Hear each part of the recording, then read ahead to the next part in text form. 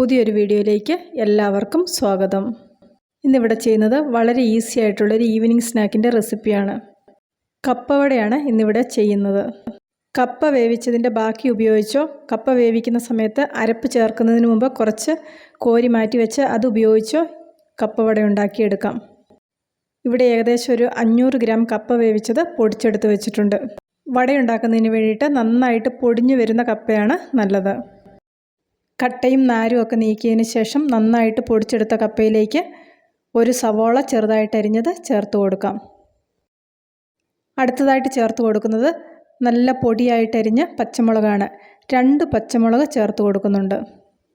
ഒരു ചെറിയ കഷ്ണം ഇഞ്ചി പൊടിയായിട്ട് അരിഞ്ഞതും കുറച്ച് കറിവേപ്പില അരിഞ്ഞതും കൂടെ ഇതിലേക്ക് ചേർത്ത് കൊടുക്കാം. സാധാരണ നമ്മൾ ഉഴുന്നുവടയ്ക്കൊക്കെ ചേർക്കുന്ന ചേരുവകൾ തന്നെയാണ് കപ്പവടയ്ക്കും ചേർത്ത് കൊടുക്കുന്നത്. അടുത്തതായിട്ട് ഇതിലേക്ക് ഒരു 1/2 ടീസ്പൂൺ മുളക് പൊടിയും 1 ടീസ്പൂൺ ഉപ്പും കൂടെ ചേർത്ത് കൊടുക്കാം. മഞ്ഞൾപ്പൊടി ചേർത്ത് കൊടുത്താൽ മഞ്ഞൾപ്പൊടിയുടെ ആ പച്ച രുചി എടുത്തു നിൽക്കും. അതുകൊണ്ട് മഞ്ഞൾപ്പൊടി ചേർത്ത് കൊടുക്കേണ്ട ആവശ്യമില്ല. അടുത്തതായിട്ട് ഇതിലേക്ക് കുറച്ച് അരിപ്പൊടിയും കുറച്ച് കടലമാവും കൂടെ ചേർത്ത് കൊടുക്കുന്നുണ്ട്. പൊടികൾ ചേർത്തതിന് ശേഷം നന്നായിട്ട് ഇതൊന്ന് കുഴച്ചെടുക്കാം. കുഴച്ചതിന് ശേഷം ഇതിൻ്റെ കൂട്ട് ലൂസായിട്ടിരിക്കുകയാണെങ്കിൽ കുറച്ച് പൊടികളും കൂടെ ചേർത്ത് കൊടുക്കണം.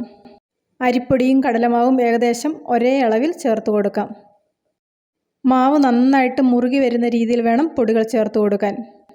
അതുപോലെ തന്നെ നന്നായിട്ട് ഷേപ്പ് ചെയ്തെടുക്കാൻ പറ്റുന്ന ഒരു പാകത്തിൽ വേണം കുഴച്ചെടുക്കാൻ. കപ്പവടയുടെ കൂട്ട് ഉഴുന്നുവട പോലെ ലൂസായിട്ടല്ല ഇരിക്കേണ്ടത്, നല്ല മുറുകി വേണം ഇരിക്കാൻ. അല്ലെങ്കിൽ വട ഉണ്ടാക്കുന്ന സമയത്ത് ഇതിലേക്ക് എണ്ണ കയറാനുള്ള ഒരു സാധ്യതയുണ്ട്. ആദ്യം ഒരു വട ഉണ്ടാക്കി നോക്കുക. വടയിലേക്ക് എണ്ണ കയറുന്നുണ്ടെങ്കിൽ കുറച്ചും കൂടെ പൊടിയിട്ട് കുഴച്ചതിന് ശേഷം വേണം വടയുണ്ടാക്കിയെടുക്കാൻ. അത്യാവശ്യം നല്ല ടേസ്റ്റുള്ള ഒരു വടയാണ് കപ്പവട. ഞാനിവിടെ അധികം വലിപ്പമില്ലാത്ത വടകളാണ് ഉണ്ടാക്കിയെടുക്കുന്നത്. അതുകൊണ്ട് തന്നെ ഒരു ചെറിയ സ്പൂണിൻ്റെ പുറം ഭാഗം ഉപയോഗിച്ചിട്ടാണ് ഇതിന് ഹോൾസ് ഇട്ട് കൊടുക്കുന്നത്. കപ്പവട കഴിച്ചിട്ടില്ലാത്തവർ ഒരു പ്രാവശ്യം ഇതുപോലെയൊന്ന് ചെയ്തു നോക്കുക. തീർച്ചയായിട്ടും നിങ്ങൾക്കിതിൻ്റെ ടേസ്റ്റ് ഇഷ്ടപ്പെടും. കപ്പവട ഉണ്ടാക്കുന്ന സമയത്ത് ഉഴുന്നുവടയും പരിപ്പുവടയൊക്കെ ഉണ്ടാക്കുന്നത് പോലെ ഒരുപാട് എണ്ണയുടെ ആവശ്യമില്ല. വളരെ കുറച്ച് എണ്ണ മതി ഇതുപോലെ കപ്പവട ഉണ്ടാക്കിയെടുക്കാൻ.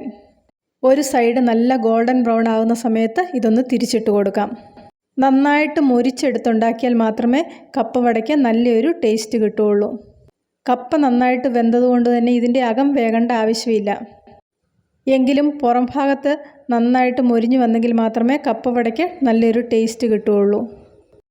എല്ലാവരും ഒരു പ്രാവശ്യം ഇതുപോലെയൊന്ന് ചെയ്തു നോക്കി അഭിപ്രായം